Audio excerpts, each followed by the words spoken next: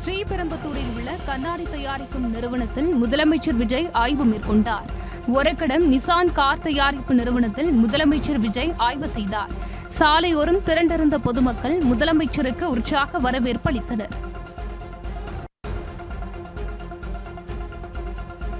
தமிழகத்திற்கு உரிய காவிரி நீர் திறக்க கோரி உச்சநீதிமன்றத்தில் தமிழ்நாடு அரசு வழக்கு தொடர்ந்துள்ளது. காவிரி நீர் மேலாண்மை ஆணையம் மற்றும் முறைப்படுத்தும் குழு ஆணையை செயல்படுத்த தமிழக அரசு வலியுறுத்தியுள்ளது. கர்நாடக மாநிலத்திடம் 77.53 TMC நீர் இருப்பு உள்ளது என்றும் விகிதாச்சார அடிப்படையில் தமிழகத்திற்கு தண்ணீர் திறப்பதில் கர்நாடகாவுக்கு பிரச்சினை இல்லை என்றும் தமிழக அரசு தனது மனுவில் குறிப்பிட்டுள்ளது. விவசாயிகளுக்கு ஆண்டுதோறும் 10,000 ரூபாயை வங்கிக் கணக்கில் உதவித் தொகையாக வழங்கும் அறிவிப்பை வெளியிட அரசு திட்டமிட்டுள்ளதாக தகவல் வெளியாகியுள்ளது. மேலும் நெல் குவிண்டாலுக்கு 3,500 ரூபாயும் கரும்பு டன்னுக்கு 4,500 ரூபாயும் வேளாண் பட்ஜெட்டில் அறிவிக்கப்படும் என எதிர்பார்க்கப்படுகிறது.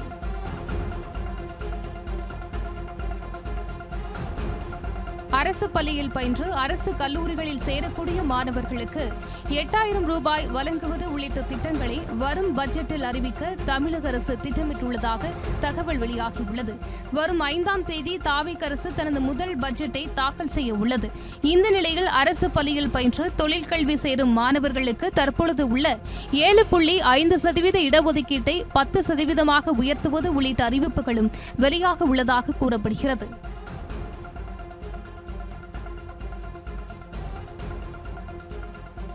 திருப்பரங்குன்றம் தீபத்தூணில் தீபம் ஏற்ற உத்தரவிட்ட உயர்நீதிமன்ற மதுரை அமர்வின் தீர்ப்பிற்கு தற்போதைக்கு தடை விதிக்க முடியாது என்று உச்சநீதிமன்றம் தெரிவித்துள்ளது. தீபத்தூணில் தீபம் ஏற்றுவது தொடர்பான மனுக்களை முழுமையாக விசாரித்த பிறகுதான் எந்தவொரு முடிவும் எடுக்கப்படும் என்றும் உச்சநீதிமன்றம் திட்டவட்டமாக அறிவித்துள்ளது. பைக் டாக்ஸிக்கு அனுமதி கொடுக்கலாமா வேண்டாமா என்பது குறித்து விரைவில் கொள்கை முடிவெடுக்க தமிழ்நாடு அரசுக்கு உயர்நீதிமன்ற மதுரை அமர்வு உத்தரவிட்டுள்ளது. இந்த வழக்கில் தனது கருத்தை தெரிவித்திருந்த தமிழ்நாடு அரசு பைக் டாக்ஸிக்கு அனுமதி கொடுப்பது குறித்து கொள்கை முடிவு எடுக்கப்பட்ட பிறகு அறிவிப்பதாக தெரிவித்திருந்தது. போக்குவரத்து காவலர்கள் பணியின் போது செல்போனில் பேசுவதில் தீவிரமாக உள்ளார்கள் என சென்னை உயர்நீதிமன்றம் அதிருப்தி தெரிவித்துள்ளது. பொது நலனை கருத்தில் கொண்டு விவகாரத்தை காவல்துறை கவனம் செலுத்த வேண்டும் எனவும் நீதிமன்றம் அறிவுறுத்தியுள்ளது. சென்னையில் 20 மின்சார டபுள் டக்கர் பேருந்துகளை இயக்க அரசு திட்டமிட்டுள்ளது. இதற்காக போக்குவரத்து துறை டெண்டர் கோரியுள்ளது. சென்னையில் ஏற்கனவே டபுள் டக்கர் பேருந்துகள் இயக்கப்பட்ட நிலையில் அவை தற்போது நிறுத்தப்பட்டுள்ளன. இந்த நிலையில் 20 மின்சார டபுள் டக்கர் பேருந்துகளை இயக்க அரசு திட்டமிட்டுள்ளதாக தகவல் வெளியாகியுள்ளது. காவிரி விவகாரத்தில் தமிழக அரசை கண்டித்து தஞ்சையில் உதயநிதி தலைமையில் திமுக சார்பில் ஆர்ப்பாட்டம் நடைபெற்றது. அப்போது பேசிய அவர், விவசாயிகள் பிரச்சினையை பேரவையில் எழுப்பி தாவேக அரசை சும்மா விடமாட்டோம் என்று கூறினார். ஆட்சி அமைத்து 3 மாதங்கள் ஆகியும் பாஜக என்ற சொல்லை கூட உச்சரிக்காத தைரியசாலிதான் முதல்வர் விஜய் என்றும் கர்நாடகாவில் உள்ள காங்கிரஸை எதிர்த்து பேச அவருக்கு திராணி இல்லை எனவும் உதயநிதி விமர்சித்துள்ளார். கர்நாடகாவில் ஆட்சியில் உள்ள கட்சி எதிர்க்கட்சிகளை மதிக்கின்ற கட்சியாக இருக்கிறது என்றும், ஆனால் தமிழ்நாட்டில் தாவேக அனைத்து கட்சி கூட்டத்திற்கு ஏற்பாடு செய்யாமல் விவசாயிகளை வஞ்சிப்பதாகவும் எடப்பாடி பழனிசாமி குற்றம் சாட்டியுள்ளார். சென்னை கிண்டியில் செய்தியாளர்களை சந்தித்த அவர், அதிமுக பொதுக்குழு கூட்டம் விரைவில் கூட்டப்படும் என தெரிவித்தார். அதிமுகவிலிருந்து நீக்கப்பட்ட சசிகலா, டிடிவி தினகரனை மீண்டும் கட்சியில் இணைக்க வேண்டும் என்று அக்கட்சியின் மூத்த தலைவர்களான SP வேலுமணி, நத்தம் விஸ்வநாதன், CV சண்முகம், அன்பழகன் வலியுறுத்தியுள்ளனர். பழனியில் கூட்டாக செய்தியாளர்களிடம் பேசிய அவர்கள் இந்த கோரிக்கையை வலியுறுத்தினர். அதிமுகவின் தோல்விக்கான காரணங்களை ஆராயாமல் நிர்வாகிகளை EPS நீக்கி வருவதாக SP வேலுமணி குற்றம் சாட்டியுள்ளார். அதிமுக தலைமைக்கு எதிராக தக்க காலத்தில் தகுந்த முடிவு உறுதியாக எடுக்கப்படும் என்றும் அவர் கூறியுள்ளார். அவரது இந்த கருத்து அதிமுகவில் மீண்டும் சலசலப்பை ஏற்படுத்தியுள்ளது. காவிரி விவகாரத்தில் அனைத்து கட்சி கூட்டம் கூட்ட தமிழக அரசுக்கு நேரமில்லையா என திமுக தலைவர் MK ஸ்டாலின் கேள்வி எழுப்பியுள்ளார். இது தொடர்பாக அவர் வெளியிட்டுள்ள அறிக்கையில், தாவேக ஆட்சியின் சோம்பேறித்தனத்தால் காவிரி கரையின் மைந்தர்கள் சோகத்தில் மூழ்கி உள்ளனர் என விமர்சித்துள்ளார். மேலும் விவசாயிகளை இனியும் வஞ்சிக்காமல் தேர்தல் வாக்குறுதியின்படி முழுக்கடன் தள்ளுபடி செய்ய வேண்டும் என்றும் MK ஸ்டாலின் வலியுறுத்தியுள்ளார். மதுரை வைகை ஆற்றில் நடைபெற்ற தூய்மை பணியில் வீத லீடர்ஸ் அமைப்பின் தலைவர் அண்ணாமலை கலந்து கொண்டார். ஆற்றுப் பகுதிகளில் தேங்கியுள்ள குப்பைகளை அகற்றும் பணியில் நேரடியாக ஈடுபட்டார். சுற்றுச்சூழல் பாதுகாப்பு மற்றும் நீர்நிலைகளை தூய்மையாக பராமரிக்கும் நோக்கில் இந்த பணி மேற்கொள்ளப்பட்டதாக தெரிவிக்கப்பட்டுள்ளது. சென்னை திருவல்லிக்கேணி காவல் நிலையத்தில் முன்னாள் அமைச்சர் செந்தில் பாலாஜி 6வது நாளாக ஆஜராகி கையெழுத்திட்டார். இதனிடையே திருவல்லிக்கேணி காவல் நிலையத்தில் ஆஜராவதிலிருந்து 6 நாட்களுக்கு விலக்கு அளிக்க கோரிய மனுவை முன்னாள் அமைச்சர் செந்தில் பாலாஜி திரும்பப் பெற்றார். உச்சநீதிமன்றம் முன்ஜாமீன் வழங்கிய நிலையில் அவர் மனுவை திரும்பப் பெற்றார். சேலம் ஆத்தூரில் தனியார் ஆலையில் திடீரென அமோனியா வாயு கசிந்ததால் பாதிக்கப்பட்ட 8 பணியாளர்கள் சிகிச்சைக்காக மருத்துவமனையில் அனுமதிக்கப்பட்டனர். இச்சம்பவம் அதிர்ச்சியை ஏற்படுத்திய நிலையில் அசம்பாவிதம் நிகழாமல் இருக்க முன்னெச்சரிக்கை நடவடிக்கை மேற்கொள்ளப்பட்டது. தூத்துக்குடியில் உப்பு உற்பத்தி அதிகரித்துள்ளது. இந்திய அளவில் உப்பு உற்பத்தியில் தூத்துக்குடி முன்னிலை பெற்று விளங்குகிறது. இந்த நிலையில் தற்போது தூத்துக்குடியில் கோடை வெப்பம் சுட்டெரிப்பதால் உப்பு உற்பத்தியில் தொழிலாளர்கள் மும்முரமாக ஈடுபட்டுள்ளனர். பருவமழைக்கு முன்னதாக அதிக அளவு உப்பு உற்பத்தி செய்து விற்பனைக்கு அனுப்ப அவர்கள் திட்டமிட்டுள்ளனர். தமிழ்நாடு முழுவதும் முழுமையான ஆன்லைன் பத்திரப்பதிவு முறையை முதலமைச்சர் விஜய் வரும் 17ஆம் தேதி தொடங்கி வைக்க உள்ளதாக பத்திரப்பதிவுத்துறை அமைச்சர் லோகேஷ் தமிழ்ச்செல்வன் தெரிவித்துள்ளார். சேலத்தில் செய்தியாளர்களிடம் பேசிய அமைச்சர் இதற்கான முன்னேற்பாடு பணிகளில் துறை சார்ந்த அதிகாரிகள் தீவிரமாக ஈடுபட்டு வருவதாக தெரிவித்தார். வீடுகளில் இருந்தபடி ஆன்லைனில் பத்திரப்பதிவு செய்யும் நடைமுறை பொதுமக்களுக்கு பெரிய அளவில் உதவியாக இருக்கும் என்றும் தெரிவித்தார்.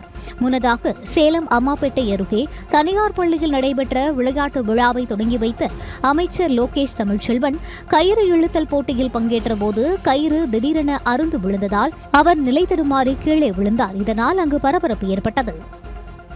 தமிழக முதலமைச்சர் விஜய் குறித்து மிரட்டும் வகையில் பொதுக்கூட்டத்தில் பேசியதாக தொடுக்கப்பட்ட வழக்கில் விளாத்திக்குளம் தொகுதி திமுக எம்எல்ஏ மார்க்கண்டேயனுக்கு சென்னை உயர்நீதிமன்றம் நிபந்தனை ஜாமீன் வழங்கி உத்தரவிட்டுள்ளது.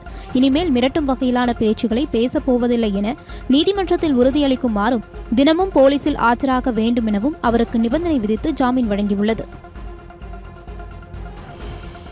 சாதி மதமற்றோர் சான்றிதழ் வழங்குவது தொடர்பாக நடிகர் பார்த்திபன் தொடர்ந்த வழக்கில் தமிழக அரசு 4 வாரங்களுக்குள் பதிலளிக்க சென்னை உயர்நீதிமன்றம் உத்தரவிட்டுள்ளது. சாதி மதமற்றவர் என சான்றிதழ் பெற விரும்புவோருக்கு உடனடியாக சான்று வழங்கும் வகையில் சட்டம் இயற்ற தமிழக அரசிற்கு உத்தரவிடக் கோரி இந்த வழக்கை பார்த்திபன் தொடர்ந்திருந்தார். சென்னையில் அமைச்சர் ஆனந்த் இருசக்கர வாகனத்தில் சென்றபோது அவரது பின்னால் அமர்ந்திருந்த நபர் ஹெல்மெட் அணியாமல் சென்றது சர்ச்சையை ஏற்படுத்தியுள்ளது. தீரன் சின்னமலை நினைவு நாளில் அரசு மரியாதை செலுத்துவதற்காக இருசக்கர வாகனத்தில் அமைச்சர் பயணித்தார். அப்போது அமைச்சர் ஆனந்த் ஹெல்மெட் அணிந்திருந்தாலும் அவரது பின்னால் அமர்ந்தவர் பாதுகாப்பின்றி ஹெல்மெட் அணியாமல் சென்றார். கடலூர் அருகே விசிக தலைவர் திருமாவளவனின் காரில் தொங்கியவாறு அக்கட்சியின் நகர துணை செயலாளர் பயணித்த வீடியோ சமூக வலைதளங்களில் வைரலாகி வருகிறது. வேகமாக சென்ற காரின் பக்கவாட்டில் தொங்கியபடி இருந்த நிர்வாகி திருமாவளவனுடன் உரையாடியதாக கூறப்படுகிறது. செங்கல்பட்டு மாவட்டம் அச்சிரம்பாக்கம் அருகே கொள்முதல் செய்யப்பட்ட நெல் மூட்டைகளுக்கு பணம் வழங்காததை கண்டித்து விவசாயிகள் சாலை மறியலில் ஈடுபட்டனர். மின்னல் சித்தாமூர் ஊராட்சியில் அமைந்துள்ள மத்திய அரசின் நேரடி நெல் கொள்முதல் நிலையத்தில் 4 மாத காலம் ஆகியும் கொள்முதல் செய்யப்பட்ட நெல்லிற்கு பணம் வழங்கப்படவில்லை என கூறப்படுகிறது. நாமக்கல் மோகனூர் சாலையில் இருசக்கர வாகன சாகசம் செய்து இளைஞர்கள் அட்டகாசத்தில் ஈடுபட்டதால் பதற்றமான சூழல் நிலவியது. தீரன் சின்னமலையின் நினைவு நாளை ஒட்டி மோகனூர் சாலையில் அமைக்கப்பட்ட அவரது திருவுருவப் படத்திற்கு பல்வேறு அரசியல் கட்சியினரும் அமைப்புகளும் மரியாதை செலுத்தினர். இந்நிலையில் பேரணியாக சென்ற இளைஞர்கள் இடையூறு ஏற்படுத்தும் வகையில் இருசக்கர வாகனத்தில் அதிக ஒலி எழுப்பியவாறும் சாகசங்கள் செய்தும் பயணித்தனர். முதலமைச்சரின் நல்லாட்சிக்கு உதாரணமாக காவிரி ஆற்றில் தண்ணீர் வந்து கொண்டிருப்பதாக அமைச்சர் செங்கோட்டையன் பெருமிதம் தெரிவித்துள்ளார்.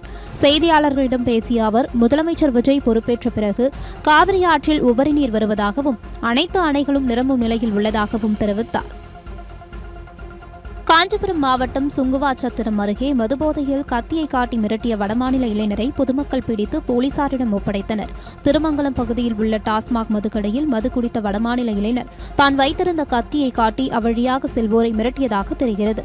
இதையடுத்து அப்பகுதி மக்கள் மற்றும் இளைஞர்கள் கத்தியை தட்டிவிட்டு இளைஞரை பிடித்து தர்மஅடி கொடுத்து போலீசாரிடம் ஒப்படைத்தனர். கள்ளக்குறிச்சி அருகே குழாயில் தண்ணீர் பிடித்துக் கொண்டிருந்த பெண் வீட்டின் இரும்பு தூணை தொட்டபோது மின்சாரம் தாக்கி உயிரிழந்தார். உளுந்தூர்பேட்டை அடுத்த கோட்டையம்பாளையம் கிராமத்தை சேர்ந்த மணிகண்டன் என்பவரின் மனைவி அஞ்சலை வழக்கம் போல் வீட்டு வாசலில் குடிநீர் குழாயில் தண்ணீர் பிடித்துக் கொண்டிருந்தார். அப்போது வீட்டின் முன்புறம் உள்ள தகர சீட்டு கொட்டகையின் இரும்பு தூணை தொட்டபோது மின்சாரம் தாக்கி அவர் தூக்கி வீசப்பட்டார். கோவையில் உள்ள ஆழியார் கவியருவி 2 நாட்களுக்கு பின் திறக்கப்பட்டதால் சுற்றுலா பயணிகள் அருவியில் குளித்து உற்சாகமடைந்தனர். ஆழியார் கவியருவியில் ஏற்பட்ட வெள்ளப்பெருக்கு காரணமாக 2 நாட்களாக சுற்றுலா பயணிகளுக்கு தடை விதிக்கப்பட்டிருந்தது. இந்த நிலையில் அருவிக்கு நீர்வரத்து குறைந்ததால் சுற்றுலா பயணிகள் குளிக்க மீண்டும் அனுமதி வழங்கப்பட்டது. சிவகாசி மாவட்டம் திருப்பத்தூரில் பழுதடைந்த மேல்நிலை நீர்த்தேக்க தொட்டியில் பராமரிப்பு பணி மேற்கொள்ளப்பட்டுள்ளதாக பேரூராட்சி நிர்வாகம் பொய்யான தகவலை கொடுத்துள்ளதாக புகார் எழுந்துள்ளது.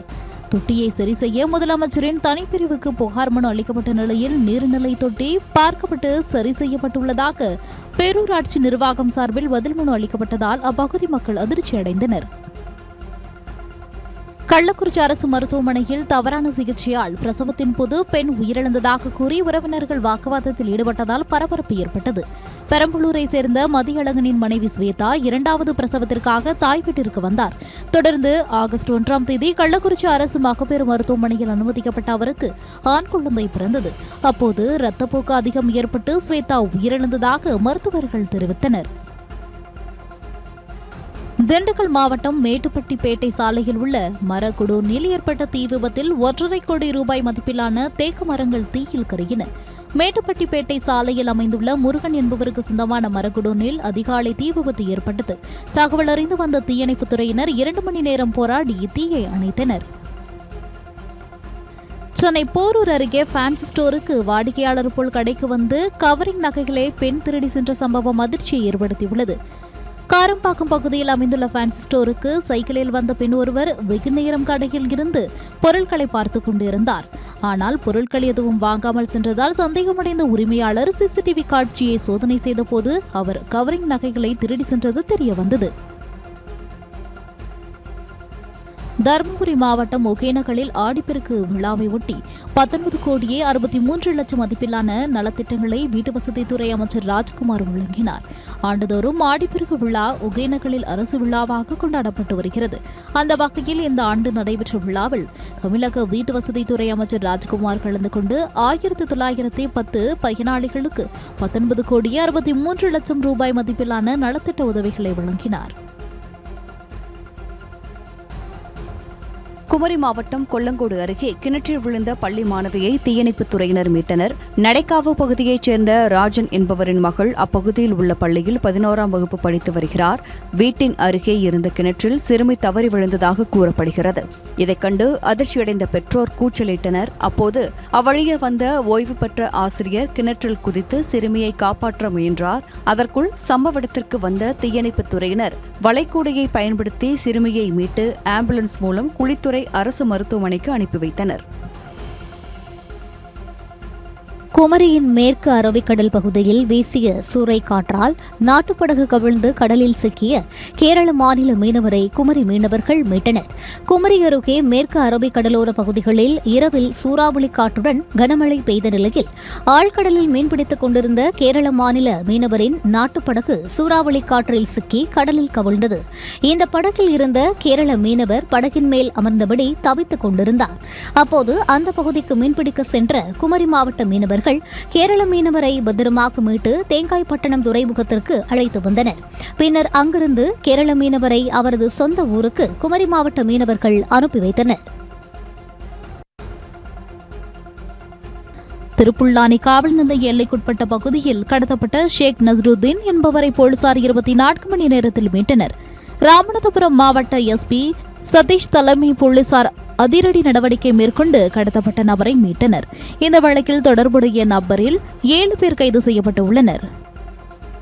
திண்டுக்கல் மாவட்டம் பழனி அருகே காவிரி கூட்டு குடிநீர் குழாய் உடைந்து நீரூற்று போல் தண்ணீர் பீரிட்டு வெளியேறிய சம்பவம் பரபரப்பை ஏற்படுத்தியுள்ளது. கீரனூர் பகுதியில் காவிரி கூட்டு குடிநீர் குழாயில் திடீரென உடைப்பு ஏற்பட்ட நிலையில் அதிக அழுத்தத்தில் குடிநீர் நீரூற்று போல பீரிட்டு வெளியேறியது. இதனால் பல லட்சம் லிட்டர் குடிநீர் சாலையில் வீணாக சென்றது. ஈரோடு மாவட்டம் பவானிசாகர் அணையின் மேல் பகுதியை பார்வையிட தொடர்ந்து 7வது ஆண்டாக தடை நீடிக்கப்பட்டுள்ளது. பவானிசாகர் அணையின் பாதுகாப்பு கருதி பொதுமக்களை அணையின் மேல் பகுதியை பார்வையிட அனுமதிக்கப்படாத நிலையில் ஆண்டுக்கு ஒருமுறை ஆடிப்பெருக்கு தினத்தில் மட்டும் அணையின் மேல் பகுதியை பார்வையிட மக்களுக்கு அனுமதி அளிக்கப்படுவது வழக்கம். இந்நிலையில் கடந்த 2019ஆம் ஆண்டு கொரோனா பரவல் காரணமாக தடை விதிக்கப்பட்ட நிலையில் அதன் பிறகு இதுவரையிலும் பொதுமக்களுக்கு அனுமதி அளிக்கப்படவில்லை.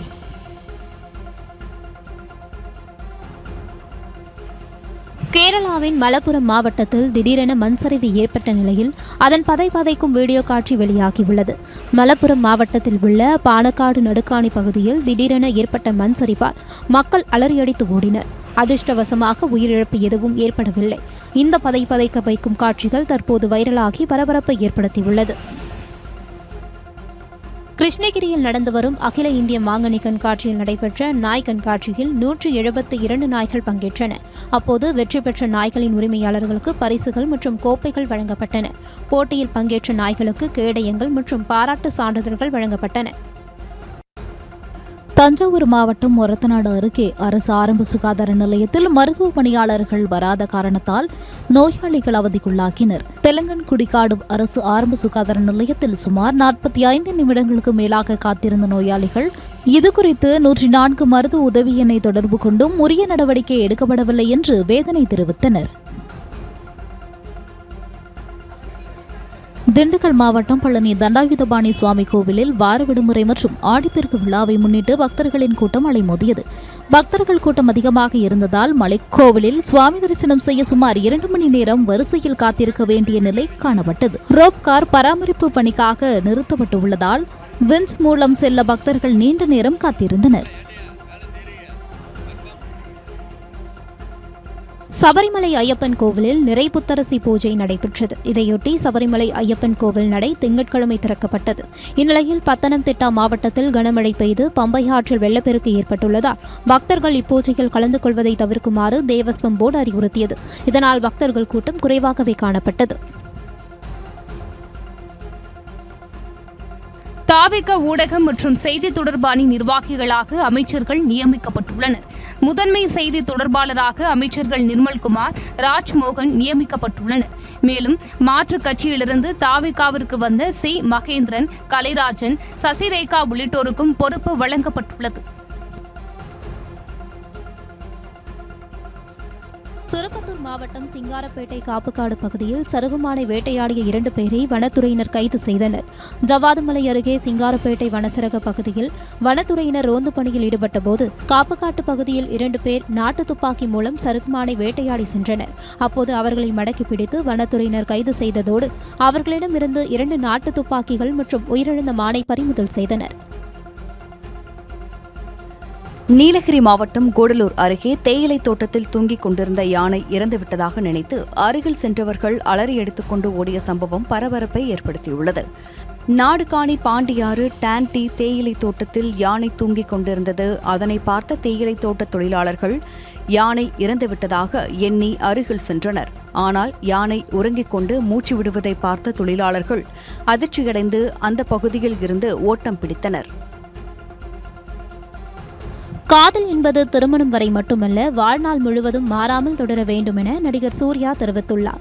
தெலுங்கு இயக்குநர் வெங்கி அட்லூரி இயக்கத்தில் நடிகர் சூர்யா, நடிகை மமிதா பைஜு, ராதிகா, ரவீனா தாண்டன் நடிப்பில் உருவாகியுள்ள திரைப்படம் விஸ்வநாத் அண்ட் சன்ஸ். இப்படத்தின் இசை வெளியீட்டு விழா கோவையில் நடைபெற்றது. அப்போது விழாவில் பேசிய நடிகர் சூர்யா, ஒவ்வொரு நாளும் நாம் காதலிக்க வேண்டும் என தெரிவித்தார்.